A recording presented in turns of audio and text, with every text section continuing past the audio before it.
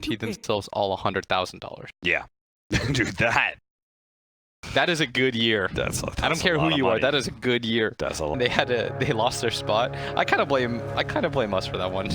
The interview that let's not talk about that. Hey, CCNC is about to get top 4 potentially. It all worked out. As they're gonna fight over this rune. Gonna roll over him. 33 is gonna be saved by the disruption. That will buy him some time. A lot of that spin damage being negated. 33 though will still fall. Dead. And -2. It has begun. Stinger. You owe me a soda. Stinger will begin climb into the ascendant intellectual realms. His brain just gets more and more cone-like.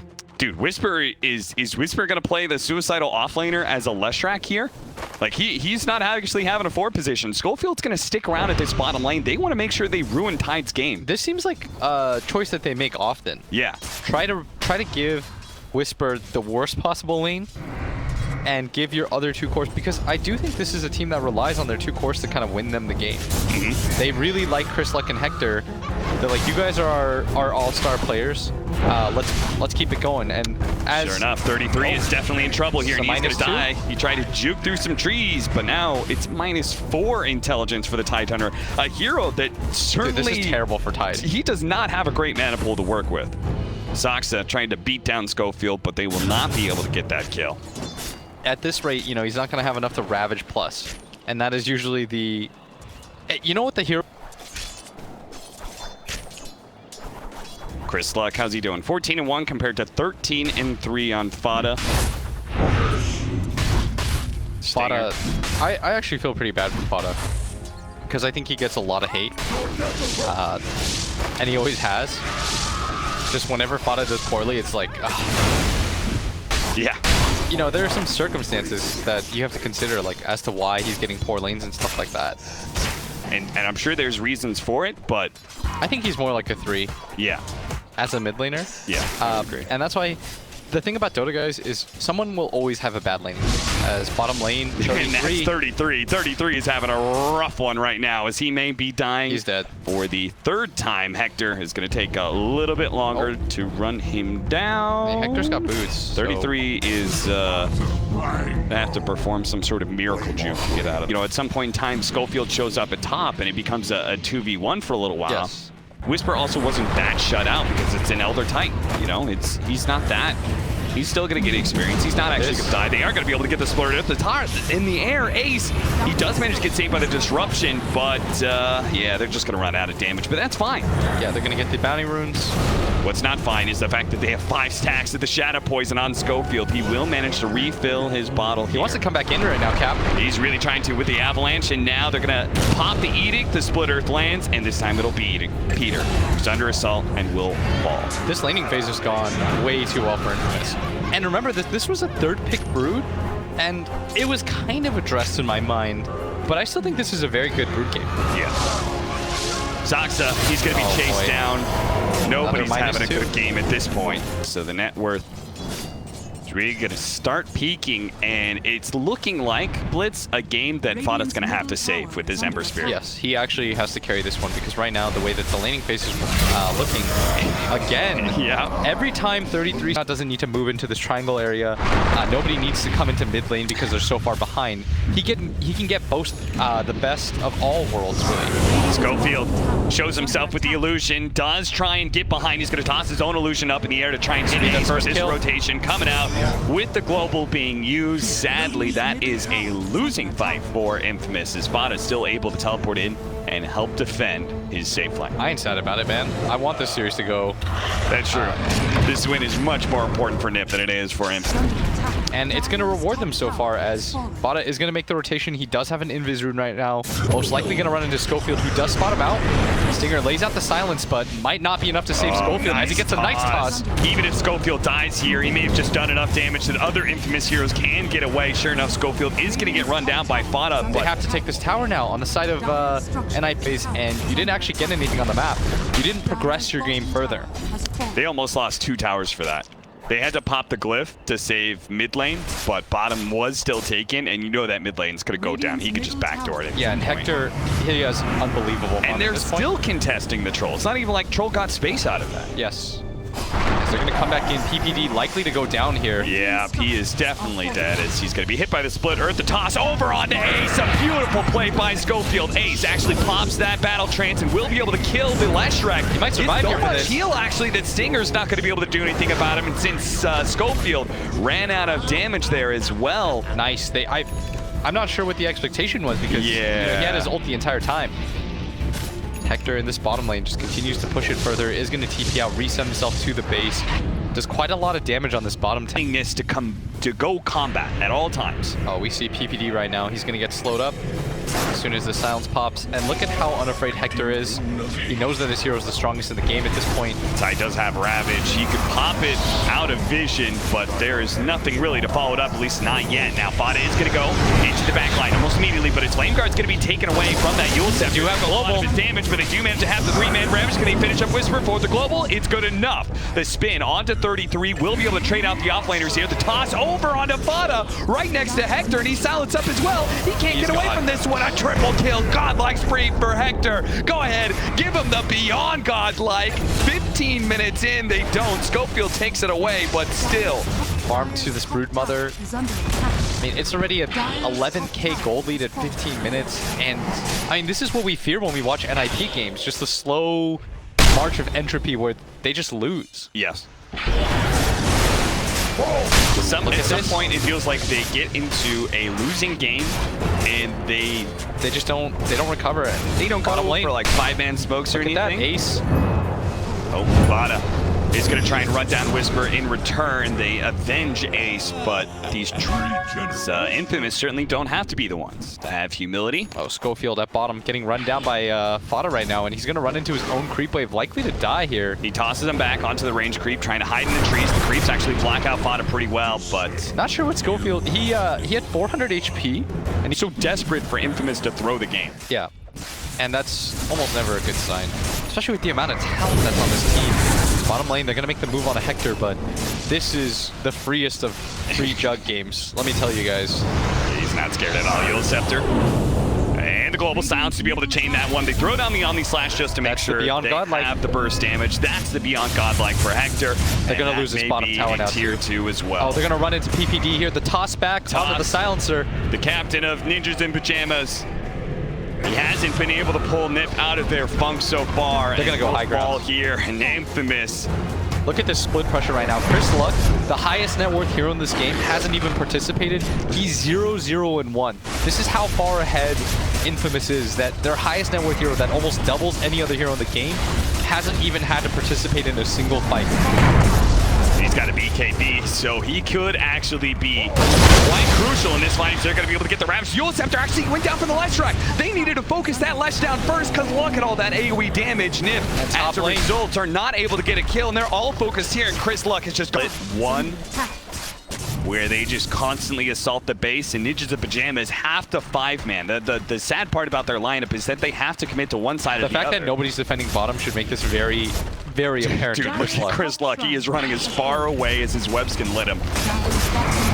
And Infamous is just, they're the ones that, it feels like they're the ones making the veteran moves. Hector spins out, finishes out the melee barracks, TP's away. Whisper, maybe the sacrificial lamb here. Schofield instead actually gets the avalanche, and they may all escape. Whisper has a long distance heavily. And Chris Luck continues to not participate in these fights. He is all in committed to the split push because he knows that it's so difficult for NiP to deal with this Juggernaut alone. As Chris Luck's going to come in with the spiders.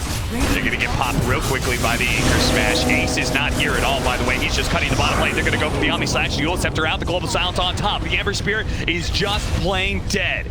He may have to buy back here just to be able to hold this. Chris Luck is going to be able to commit his BKB, addressing the Tidehunter. Wants to be able to force out the Ravage or kill him. Either way, it's happiness for Chris Luck as the rest of his team just going to focus on the buildings. The Glyph is going to stall them, and it looks like the Broodmother's going to back up, but Schofield does manage to jump in, finish out the Tidehunter. That's a second buyback for the Ninjas as NiP. They're going to lose their range barracks. They're going to lose their topping lane. Ace is dead. He's going to have to buy back as well. They're losing the buildings, and they're losing their heroes, and the buybacks just don't seem to amount to anything. There's no Ravage.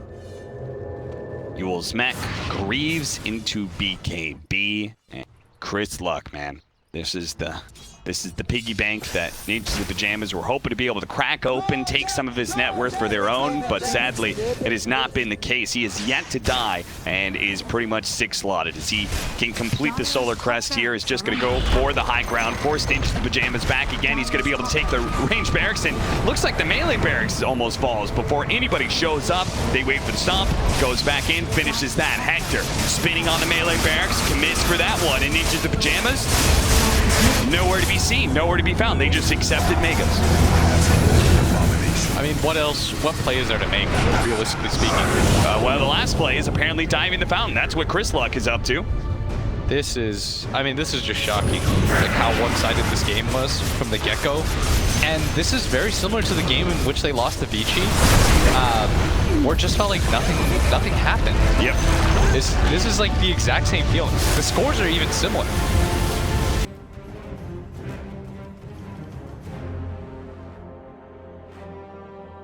What's good against Broodmother and what's not? One of those heroes is right there, the Kunkka that was banned away. The other one is the Tiny, which Infamous have. Ninjas and Pyjamas. Making this a thing, a loser spray is the next level.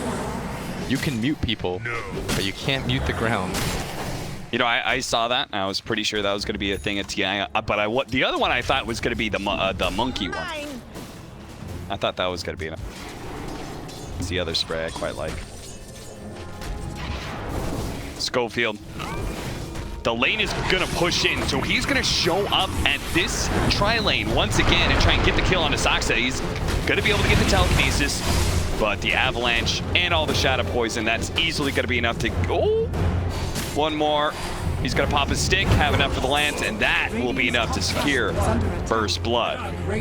And it's this tri-lane that they've utilized to make sure that Hector's lanes other Storm players. It feels really good, because it's all the spells that have like that wind-up time. Yeah. I mean, he's got that very telegraphed, like, I'm going to rend it. They do manage to kill Hector at top lane. I'm not sure it does.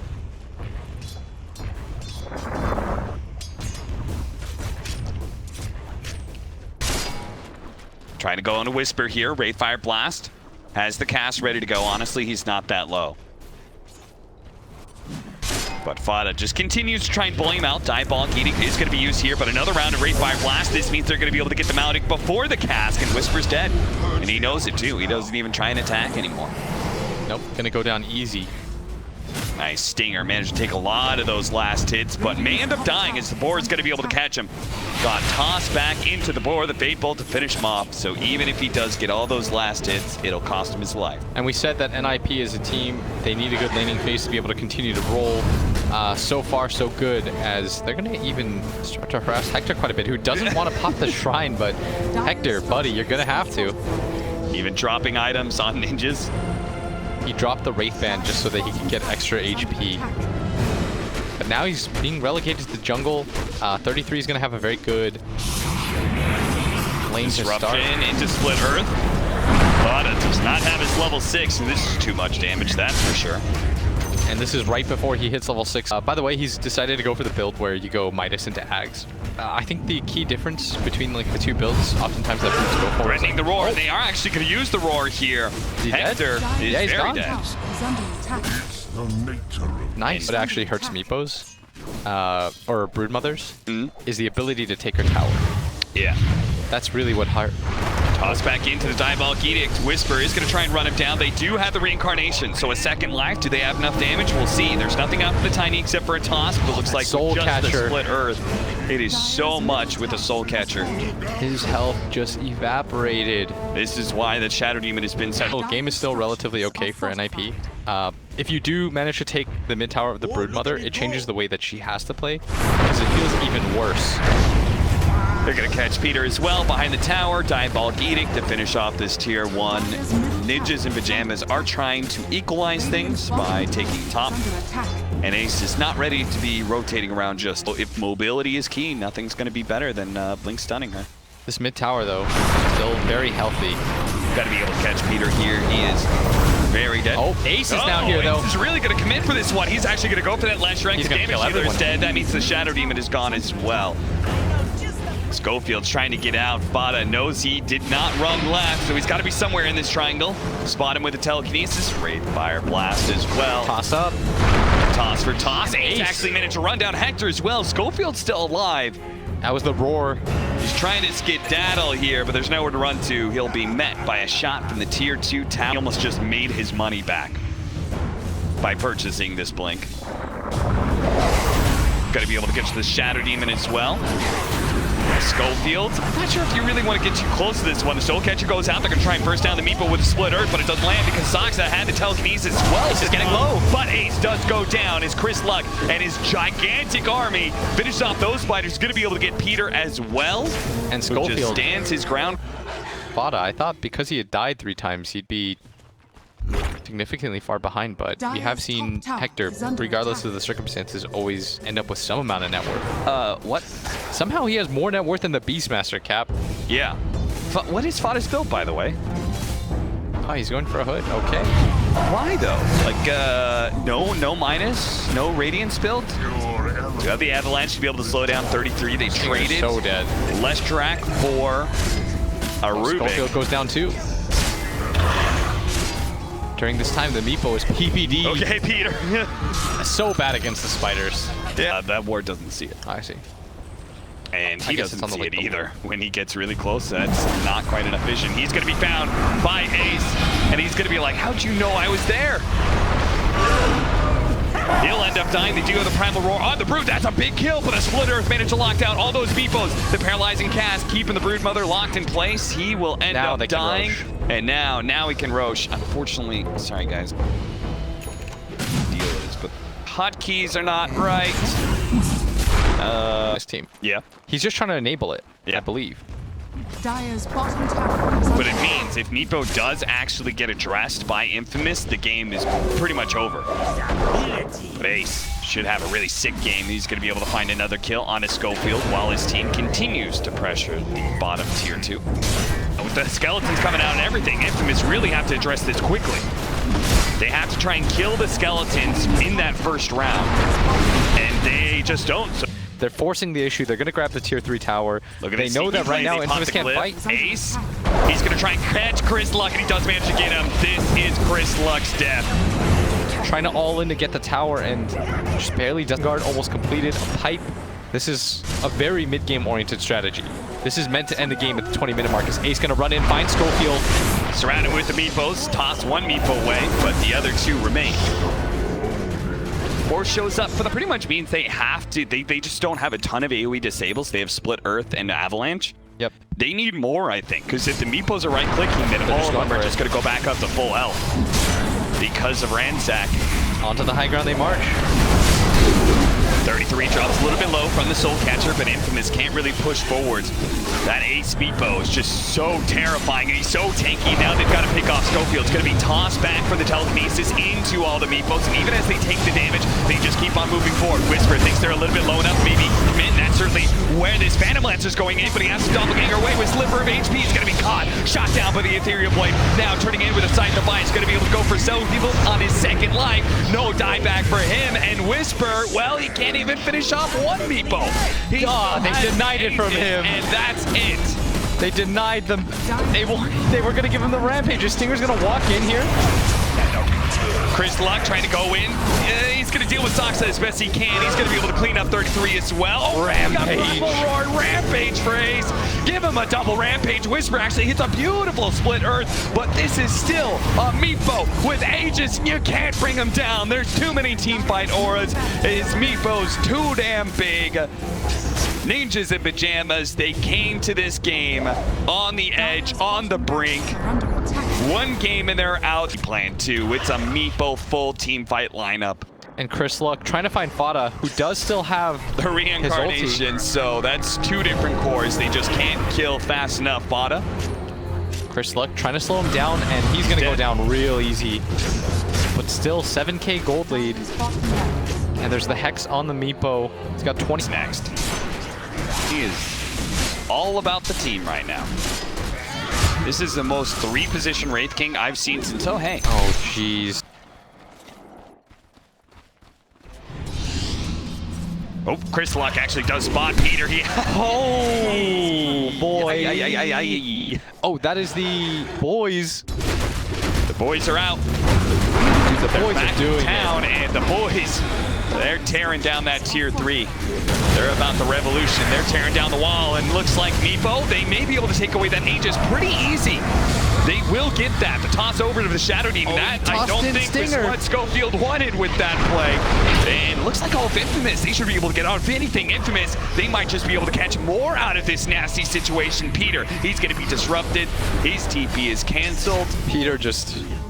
This is not the game for him. It's always scary when you play against SD support because of the turnaround potential of disruption. Yeah. They're gonna make As well as Soul move. Catcher, right? They That just gotta is kill. Schofield. Picked off, does not have buyback. Ninjas in Pyjamas. They, this game looked pretty solid for them. They are going to be able to find the initiation onto Whisper. And then Telekinesis opening actually onto that Shatter Demon. A really big kill, especially if they get both of them here. The lockdown on the Phantom Lancer. They hit him with the chains. They locked him down. Ace running forward. Hector does have the doppelganger to be able to get some distance away. A little bit of confusion. A 4-staff out. Gets back to the tier 4. Schofield hit by the avalanche. Actually, they see the real Hector. Lock him down again. Doppelganger's up, but he's still rooted. Still locked down. Get the chains on the splitter. The Telekinesis. He's dead. No buyback too. So Infamous, they're going to have to fight this out 3 versus 5 as they try and chase away Ninjas in Pyjamas. But NiP, they know this is their time to secure this game. This ace Meepo, 19-1-3. He is a beast, and he's about to get his 20th kill. As Schofield is going to be chased down by the side to split. stalls one of the Meepos, but the rest of them stream forward. Bada takes the kill instead. But NiP, focus on the objectives, go for that lane of barracks, or go for Chris Luck actually. Chain stun him, make sure he can't get off his BKB, and he is food. He is fodder for Infamous at this point. Schofield's next up. Rip down the rock. Whisper's gonna get chain stun. Infamous just one by one, getting pecked and poked apart by Ninjas. That's the GG. And that's the GG. All right. NiP will stay alive at TI. So now we're in the dream situation, guys. This is the dream scenario that I was hoping for. NiP against EG, the former captain. To stay alive, to stay in the tournament, to prove something to evil geniuses, Peter is gonna have to bring down his former team. He's gonna have to bring